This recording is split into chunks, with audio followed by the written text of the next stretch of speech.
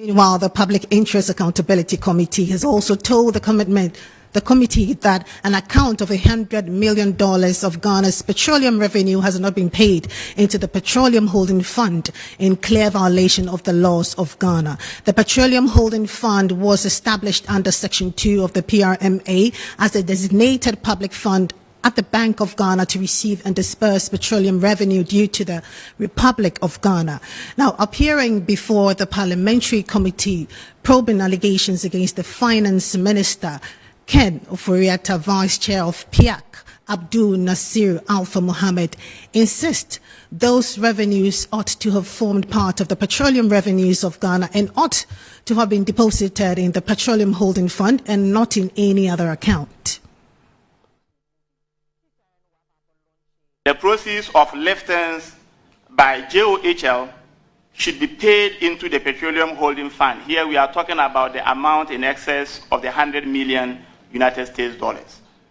It was the recommendation of PIAC that those proceeds should be paid into the Petroleum Holding Fund, as the committee is convinced that the proceeds form part of Ghana's petroleum revenues.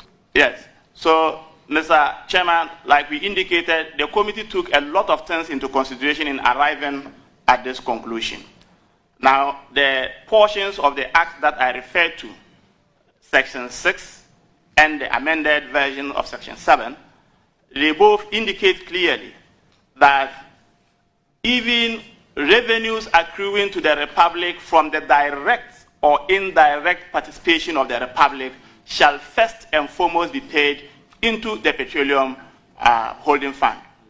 Mr. Chairman, it is the considered view of the committee that it matters not that other issues may be introduced into the whole conversation.